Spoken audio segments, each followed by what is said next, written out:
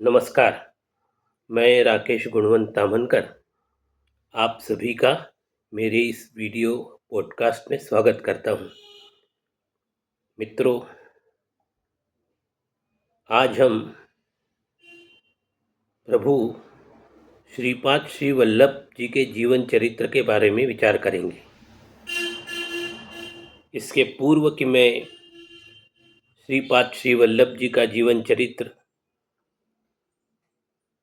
आपसे कहना प्रारंभ करूं, आपसे निवेदन है कि आप मेरे इस वीडियो चैनल को अवश्य लाइक करें, सब्सक्राइब करें, शेयर करें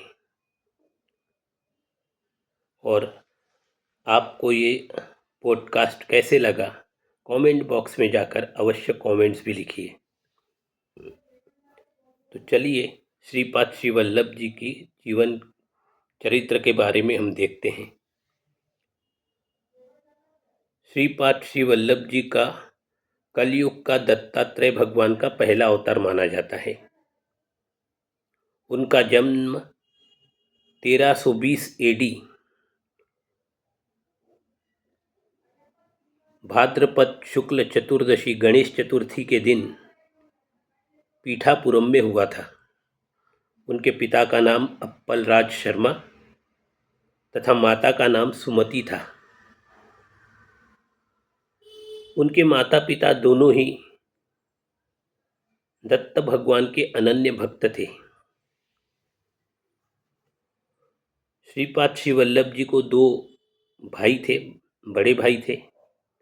एक अंधे थे और एक लंगड़े थे, परंतु श्रीपाद प्रभु की कृपा दृष्टि से दोनों की अपंगता दूर हो गई।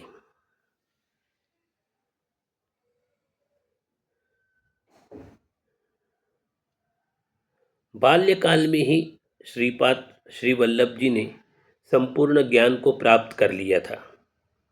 उनकी विद्या अध्ययन पूर्ण हो चुका था। फिर 16 से 30 वर्ष की आयु तक उन्होंने गहन तपस्या की, लोगों का मार्गदर्शन किया, समाज में जो दोष थे उसको दूर करने का अथक प्रयास किया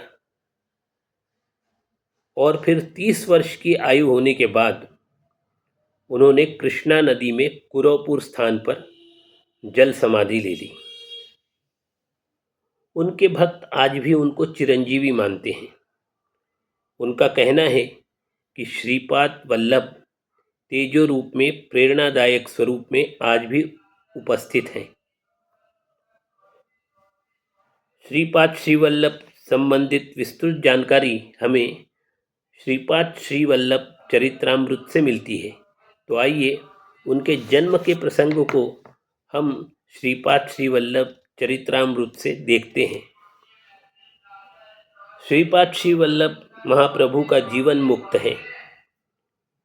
इस सृष्टि का चलाने वाले भी श्रीपाद श्री वल्लभ ही हैं।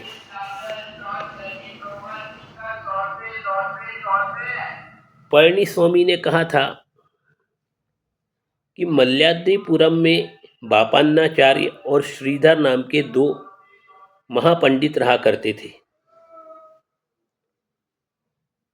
आइनीवल्ली गांव में एक बार गणपति महायज्ञ का आयोजन किया गया।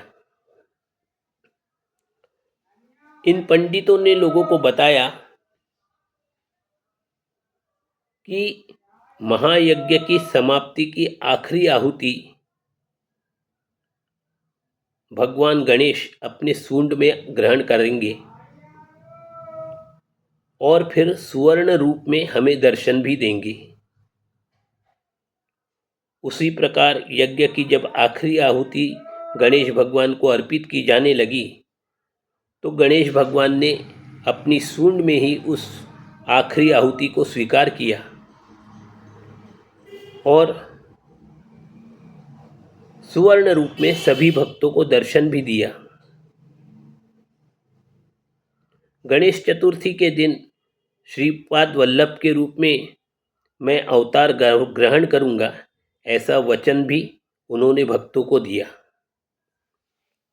उस यज्ञ में 3 नास्तिक लोग भी उपस्थित थे। वो लोग इस बातों से प्रभावित नहीं हुए और उन्होंने कहा, ये तो एक माया जाल है। यदि भगवान सच में हैं तो सच में हमारे सामने आकर हमको दर्शन देंगे। हम इन सब पाखंडों को नहीं मानते।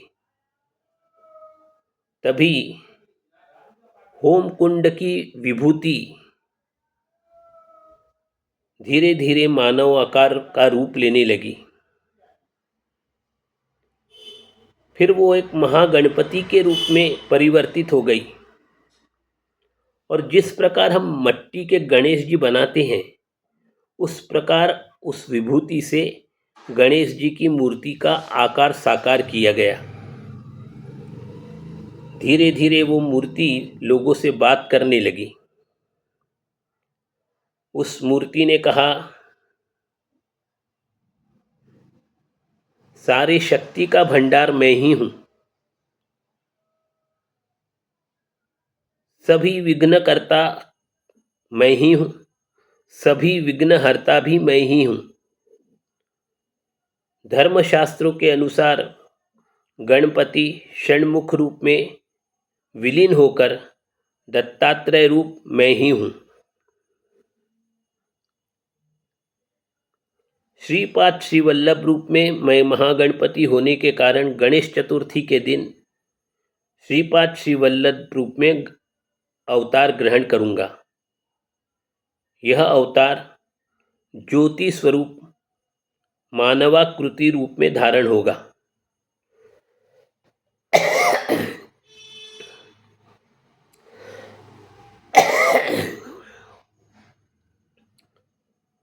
महागणपति ने तीनों नास्तिकों को श्राप दिया,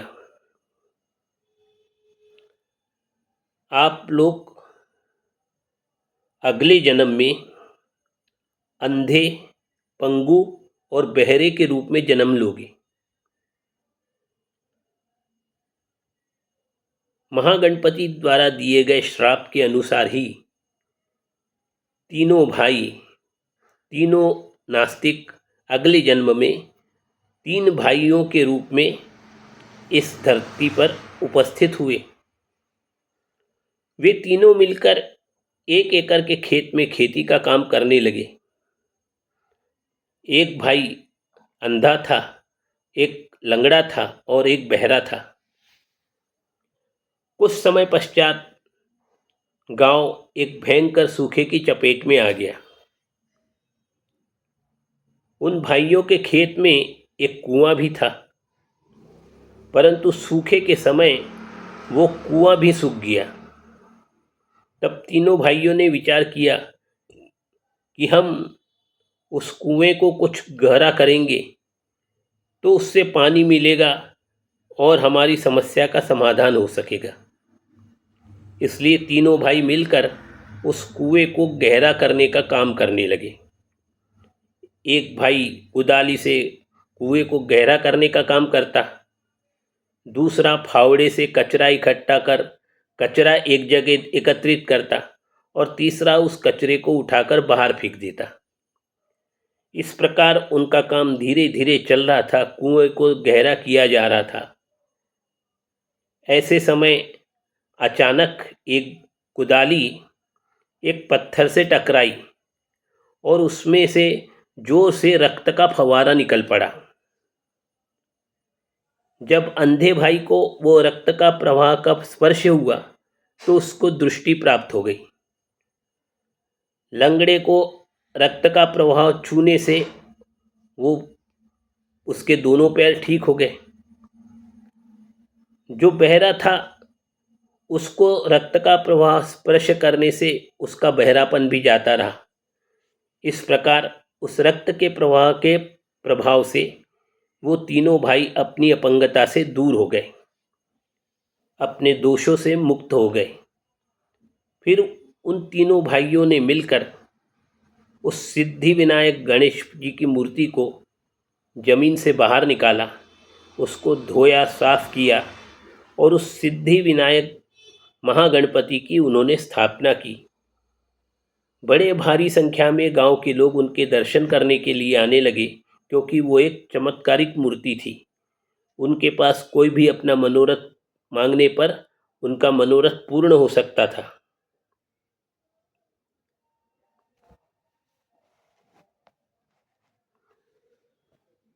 सिद्धि विनायक ने कहा कि मैं पहले महाभूमि के अंदर था, लोक कल्याण करने के उद्देश्य से मैं पृथ्वी पर आया हूँ। कालांतर में मैं अनेक रूपों में अवतार धारण करूँगा और मेरा अगला अवतार श्रीपाद श्री वल्लभ के रूप में पीठिकापुरम में होगा।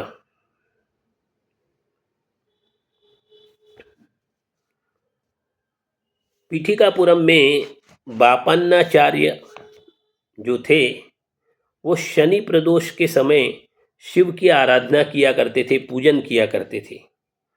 एक बार ऐसी शिव शनि प्रदोष के दिन जब वो अर्चना कर रहे थे, तब कुक्कटेश्वर शिवलिंग से एक बिजली की चमक के साथ एक आकाशवाणी हुई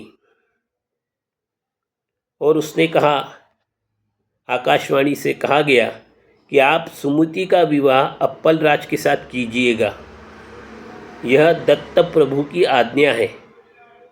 ऐसा करने से लोक कल्याण का कार्य होगा। सुमति और अप्पल राज का विवाह अत्यंत धूमधाम के साथ संपन्न किया गया। सुमति और अप्पल राज को 2 पुत्र हुए, एक जन्मांध था और दूसरा लंगड़ा था। अपने दोनों अपंग पुत्रों को देखकर सुमति और अप्पल राज हमेशा दुखी रहते थे। उनका दुख दूर करने के उद्देश्य से सुमति और अप्पल राज के जो रिश्तेदार थे, उन लोगों ने उन्हें सिद्धेश्वर महागणपति का प्रसाद लाकर दिया और जिस समय सुमति ने वो प्रसाद ग्रहण किया, वो प्रसाद ग्रहण करते ही सुमति को सपने में ऐरावत, शंख, चक्र, गदा, पद्म, त्रिशूल, विविध देवता, ऋषि मुनि और अनेक सिद्ध पुरुष का दर्शन होने लगा। सुमति ने ये अनोखी घटना अपने पिता को बताई। तब पिता ने कहा कि ये सारे लक्षण किसी महापुरुष के जन्म लेने के पूर्व के शुभ लक्षण हैं। सुमति ने उसके साथ जो घटनाएं घट रही थी वो अपना अनुभव और उनके पिता द्वारा कहा गया कथन ये दोनों अप्पल राज को सुनाया। अप्पल राज भगवान दत्तात्रेय के अनन्य भक्त थे। उन्होंने दत्त भगवान से कहा कि मेरी पत्नी को इस प्रकार का स्वप्न में दर्शन होते हैं, इसका क्या अर्थ है? तब दत्तात्रेय भगवान ने कहा कि मैं विगत 100 वर्षों से बालक रूप में श्रीपाद श्री वल्लभ के रूप में लोगों को दर्शन देते रहता हूँ। श्रीपाद श्री वल्लभ अवतार समाप्ति के बाद मैं नरसिंह सरस्वती के नाम से अवतार लेकर फिर लोगों का कष्ट दूर करूँगा। नरसिंह सरस्वती के अवतार समाप्ति के 300 वर्ष बाद मैं समाधिस्थ होकर फिर बाहर निकलकर स्वामी समर्थ के रूप में प्रज्ञापुरम में निवास करूँगा। जिस समय शनि मीन राशि में प्रवेश करेगा तब मैं देह त्याग करूँगा। श्री दत्त भगवान का यह कथन अप्पल राज ने सुमति को बतलाया। अप्पल राज की बात सुनकर बापन्नाचार्य ने कहा कि इस जन्म में किसी भी रूप में यदि दत्त प्रभु भोजन दीजिए ऐसा अनुरोध करेंगे तो वह दिन यदि पितृश्राद्ध का भी दिन हो तो ब्राह्मण भोजन के पूर्व बिना सोचे विचार किए उन्हें भोजन कराइए। दत्त प्रभु को भोजन कराकर उनको संतुष्ट कीजिए। ये आपका कर्तव्य है। फिर कुछ दिनों के बाद महालय अमावस्या का दिन आया। घर के सामने भवती भिक्षाम देहि ऐसा स्वर सुनकर सुमति ने उस अवधूत को भिक्षा दे दी।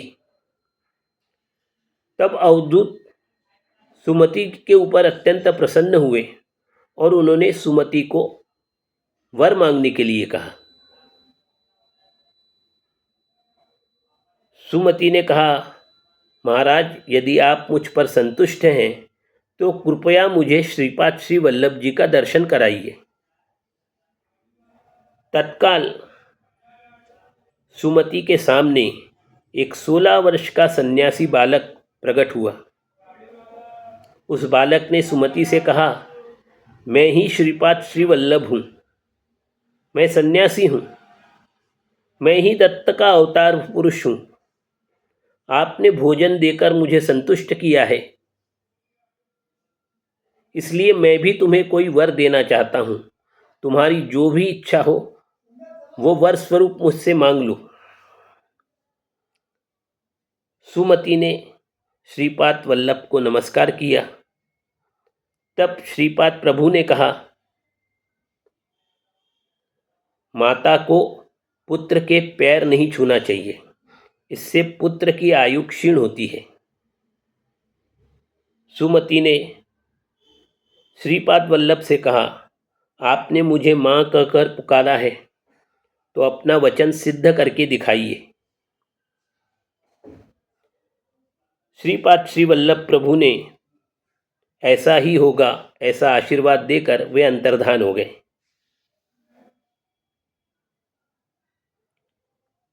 फिर उन्होंने कहा, मैं श्रीपाद श्री वल्लभ के रूप में तुम्हारे गर्भ में प्रवेश करूंगा।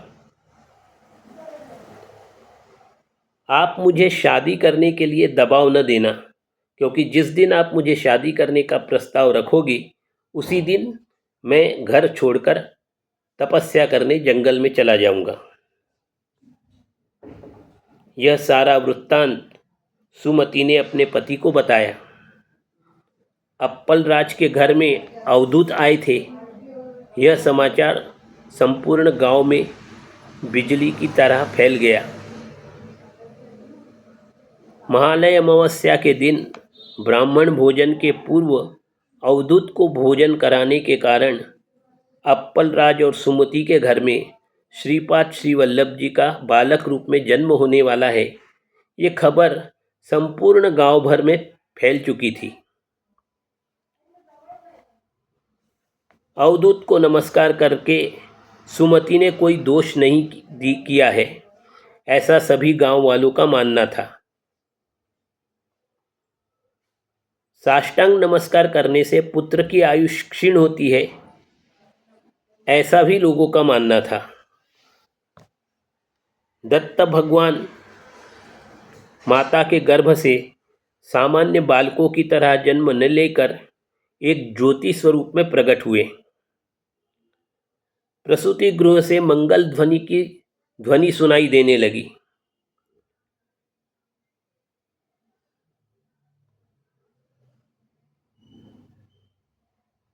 श्रीपाद श्री वल्लभ के साथ 4 वेद, 18 पुराण तथा महापुरुष ज्योति रूप में प्रकट हुए।